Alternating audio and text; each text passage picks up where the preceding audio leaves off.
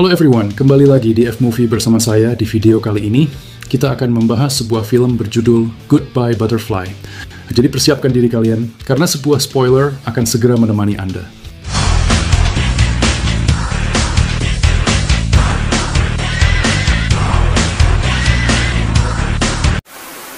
Di awal film, ditampilkan seorang ayah bernama Ryan yang datang untuk menidurkan putrinya bernama Mia. Mia menunjukkan poster kehidupan preman yang dibuatnya untuknya, dan Ryan tahu paman Tyler ada hubungannya dengan ini. Mia mengajukan pertanyaan yang sangat penting, mengapa Lion King dianggap sebagai film live action jika tidak ada orang dalam hewan CGI? Ryan mengatakan kepadanya bahwa Mia terlalu pintar untuk kebaikannya sendiri, dan harus berdebat dengannya agar Mia mau tidur. Hingga kemudian keduanya mengucapkan selamat malam, dan Ryan mengatakan kepadanya, selamat malam dengan diikuti kalimat kupu-kupu. Of course he did. Live action, he like Not as smart as you. What? Go. Dan setelah beberapa hari kemudian, kita diperlihatkan sebuah adegan brutal di mana Mia ditemukan sudah tak bernyawa di semak-semak yang jauh dari rumah. Seorang detektif bernama Ivy Hammett menyampaikan berita itu kepada keluarga yang berduka. Dan segera setelah itu, acara pemakaman diadakan di rumah tempat keluarga besar menyampaikan belasungkawa. Ryan mencoba dan gagal mendapatkan jawaban dari Hammett, dan istrinya mulai kehilangan kendali hingga jatuh ke dalam depresi berat.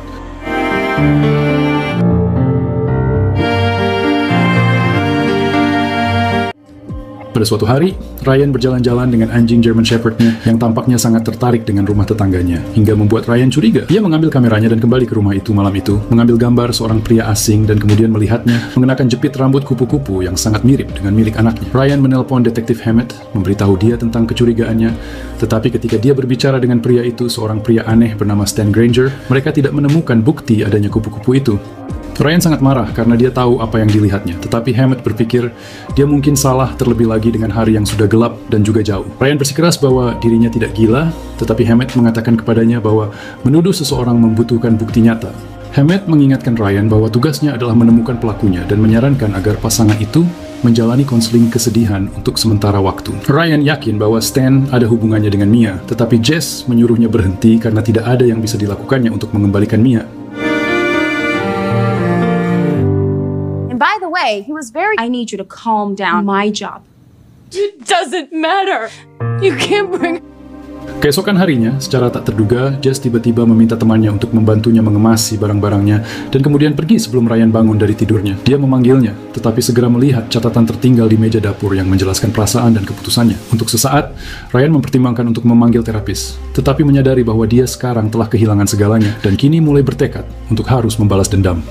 Dan untuk memulai aksinya, Ryan pertama terlihat mencari sebuah apartemen kecil yang terisolasi, yang menurut pemiliknya bahkan tidak pernah dia kunjungi. Tampak pria itu khawatir Ryan akan melakukan hal yang tidak baik, tetapi Ryan meyakinkannya dengan lebih banyak uang hingga membuat pria itu mengambilnya dan kemudian pergi. Didn't really want much either. Not even on a date. Is this enough for a month? Ryan mulai mengintai rumah Stan dan mengikutinya dalam rutinitas hariannya. Mobil van penculiknya yang berwarna putih juga tidak membantu kasusnya. Ryan kemudian pergi mengunjungi saudaranya bernama Tyler dengan membawanya kembali ke apartemen kecil yang dibelinya. Awalnya kedua bersaudara itu mencoba untuk menjaga percakapan tetap ringan, tetapi Tyler menyadari bahwa ada sesuatu yang salah, seperti yang dijelaskan Ryan bahwa dia mendapatkan apartemen ini untuk melakukan apa yang harus dia lakukan. It's a little late for that. And Ryan menunjukkan foto dan info yang dikumpulkannya tentang Stan kepada Tyler sambil mengatakan bahwa dia ingin Tyler memberinya senjata.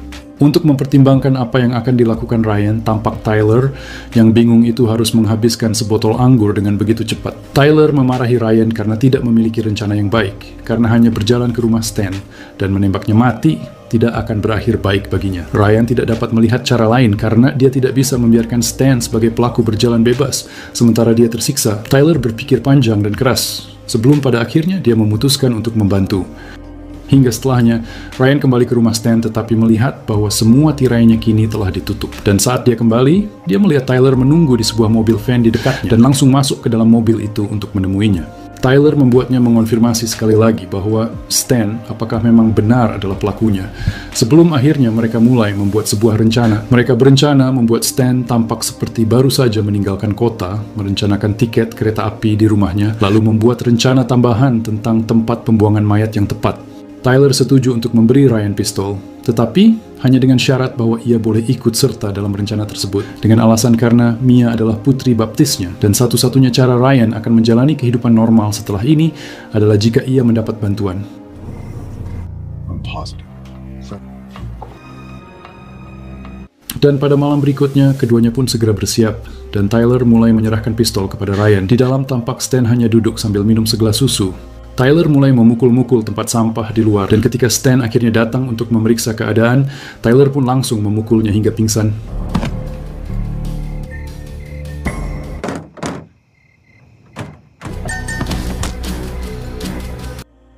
Mereka membawa Stan yang tak sadarkan diri ke ruang bawah tanahnya sendiri, lalu menutupi dinding dengan lembaran plastik, lalu mendudukkan Stan di kursi dan mengikat lengannya. Hingga setelahnya, Stan akhirnya terbangun dan mengenali Ryan, tetapi tampak menyangkal tentang dirinya yang dicurigai sebagai pelaku.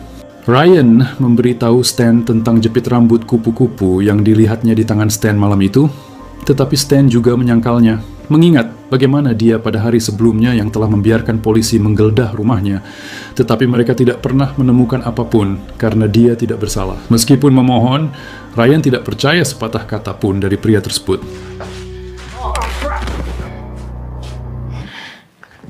Lie to me! Di sisi lain, Detektif Hammett terlihat mendapat telepon dan kemudian keluar. Sementara itu, Ryan menghajar Stan habis-habisan, menuntut agar dia mengakui perbuatannya itu, namun Stan lagi-lagi tetap menyangkalnya. Ryan bahkan telah melukai tangannya, tetapi dapat merasakan bahwa Stan akan segera menyerah. Ryan. Sementara itu, Detektif Hammett pergi menemui dua polisi lain di hutan dan dibawa ke tempat kejadian perkara lainnya yang baru saja terjadi. Dia menelepon untuk mendapatkan rekaman kamera, lalu lintas di dekatnya, berharap bisa melihat pelakunya. Sementara itu, Ryan bercerita kepada Stan bahwa dia melihatnya membeli vitamin anak-anak dan mainan boneka, tetapi Stan menjelaskan bahwa dia punya keponakan yang baru berusia 3 tahun dengan mainan itu yang akan dia berikan untuknya. Sementara, dia mengaku lebih suka minum vitamin anak-anak daripada vitamin orang dewasa. Ryan tidak percaya sepatah kata pun dan menunjukkan kepadanya sebuah buku tentang ikatan dengan penculik yang juga ditemukan di apartemennya. Stan menangis terseduh-seduh, tetapi Ryan menyuruhnya diam dan berhenti bicara, sambil mengancam akan mengeksekusinya. Stan berteriak bahwa itu terjadi padanya, dan itu membingungkan Ryan yang menurunkan senjatanya, ingin Stan agar menjelaskan lebih lanjut. Explain this. This is your one. Sementara itu, Detektif Hammett sedang meninjau rekaman keamanan ketika dia melihat sebuah mobil van yang dikenalnya dan mengeluarkan catatannya. Ternyata Stan pria yang diduga itu juga telah merenggut seorang anak lainnya, hingga membuat Ryan mulai meragukan dirinya sendiri. Tetapi Tyler memperingatkannya bahwa sudah terlambat untuk mundur karena hukuman minimum untuk penculikan adalah 20 tahun. Ryan masih ingin memastikan bahwa dia telah menangkap orang yang tepat dan bertekad untuk menemukan jepit rambut kupu-kupu milik Mia. Sementara itu, Tyler mengarahkan pisaunya ke Stan, mengatakan kepadanya bahwa dia akan mati malam ini, tetapi berjanji untuk melakukannya dengan cepat jika dia mengakui kejahatannya. Stan bertanya apakah dia percaya pada Tuhan dan memberikan pidato panjang tentang ketidakbersalahannya, tetapi Tyler hanya menyeringai padanya. I can't talk, Ryan. Tyler. He said, I like your Christ. Sementara itu, Ryan yang sedang mencari-cari mendengar Stan berteriak dan datang menemuinya dengan pisau yang tertancap di kakinya. Ryan memberitahu Tyler untuk mundur sedikit karena dia belum siap untuk menghabisi Stan. Selama ini tampak Hammett rupanya sedang duduk di luar rumah sambil mengamati. Dia mendekati rumah dan menuju garasi, melihat mobil van Stan yang berada di dalamnya. Dia memanggilnya di pintu, dan sementara Ryan mendekat dengan hati-hati dengan Tyler yang menjatuhkan Stan. Karena tidak mendengar siapapun, Hammett pergi ke pintu belakang, tetapi Stan telah menguncinya, jadi Hammett pun akhirnya pergi. I just want to talk. Ryan menjelaskan tentang Hammett kepada Tyler dan bertanya-tanya apakah dia akhirnya menemukan beberapa informasi tentang Stan. Ryan ingin mencari tahu, tetapi meskipun Tyler mengatakan kepadanya bahwa itu adalah ide yang buruk, Ryan bertekad untuk menghubungi Hammett dengan alasan mereka punya banyak waktu. Ryan menelpon Hammett dan ingin tahu lebih banyak tentang kasus tersebut, tetapi Hammett menolak untuk mengatakannya. Tetapi Ryan mengklaim bahwa dia memiliki informasi tentang Stan. Mendengar hal ini, Hammett memutuskan untuk mampir ke rumah Ryan dalam beberapa menit, sementara Ryan segera bergegas keluar rumah menemui Tyler yang kecewa. Might want to know about.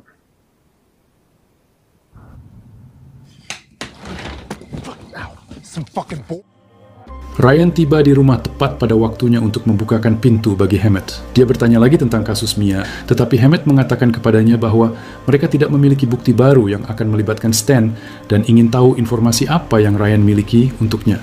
Ryan kemudian menunjukkan kepadanya koleksi foto Stan yang dikumpulkannya dan Hammett tampak tertarik. Dia kemudian mengungkapkan bahwa Stan mungkin menjadi tersangka dalam kasus orang hilang dan kemudian memberi petunjuk kepada Ryan bahwa dia ingin memastikan apakah fans Stan telah dicat ulang.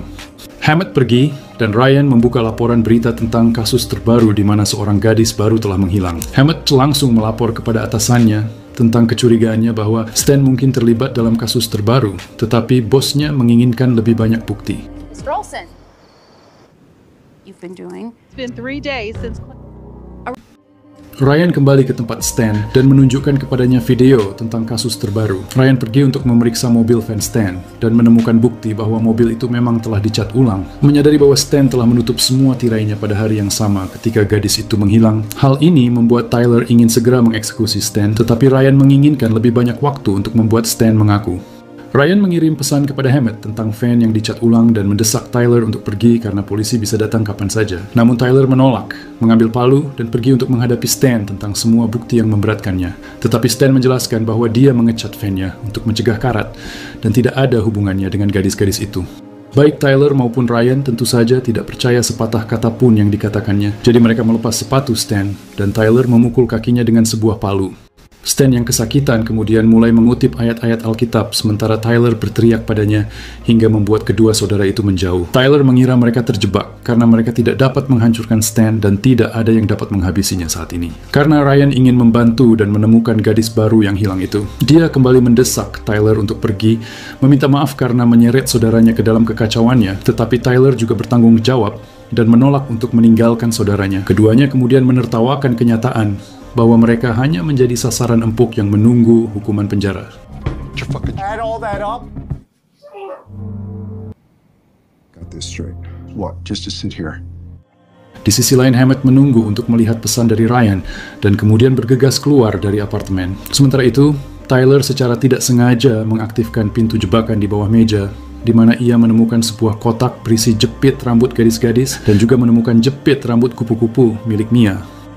Stan mulai mengoceh tentang kelebihan populasi dan mengklaim bahwa beberapa orang yang hilang di sana-sini tidak dapat dibandingkan dengan masalah besar yang dihadapi umat manusia. Hingga tak lama berselang, Stan membawa mereka ke sebuah rumah kumuh di lingkungan lama, memberitahu mereka bahwa gadis yang hilang itu ada di lantai atas. Entertainment.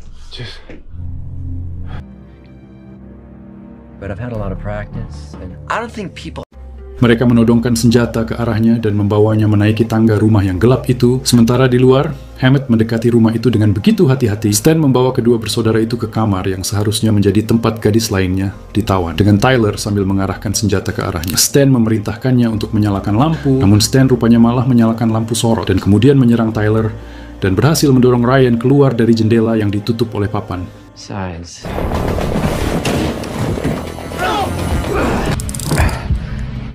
dia kemudian memukul Tyler yang linglung dengan pipa dan membebaskan dirinya. Yang mana kejadian itu terdengar oleh Hammett yang ada di luar yang kemudian langsung menarik senjatanya. Namun Stan mendengar kedatangan Hammett yang mencoba memasuki rumah dan mengarahkan senjatanya ke pintu depan. Saat Hammett masuk, Stan berhasil menembaknya dan menjatuhkannya. Ryan mendengar suara Mia yang menyuruhnya bangun, hingga kemudian membuatnya sadar. Dia memasuki rumah dan menyerang Stan yang telah kehabisan peluru. Keduanya bertarung, tetapi Stan berhasil menang dan mencoba mencekik Ryan, tetapi Ryan berhasil membebaskan diri. Tyler yang telah sadar juga mulai menyerang Stan, tetapi Stan berhasil menusuknya beberapa kali. Pria psikopat itu kemudian hendak menghabisi Tyler, ketika Ryan dengan tepat waktu kembali menyerangnya, hingga akhirnya berhasil membuat Stan tertusuk oleh sebatang kayu, yang tentu saja langsung membuatnya meninggal. Ryan yang menyadari bahwa Hammett masih hidup, kemudian bersama-sama dengan Tyler untuk bergegas pergi ke rumah sakit.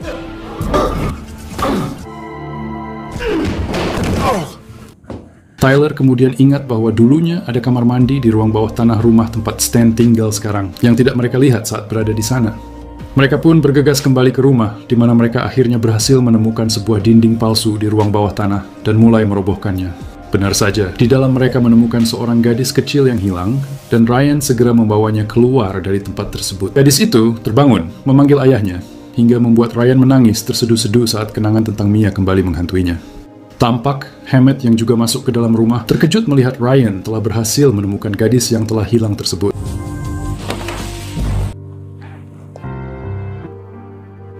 Setelah itu, dia dan saudaranya dibawa untuk diinterogasi, di mana mereka diberi ucapan selamat oleh Hammett dan juga bosnya.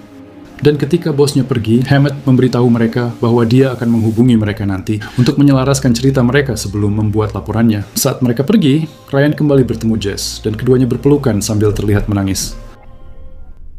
You too. Beberapa hari kemudian, kedua bersaudara itu masih dihantui oleh pengalaman traumatis yang mereka alami.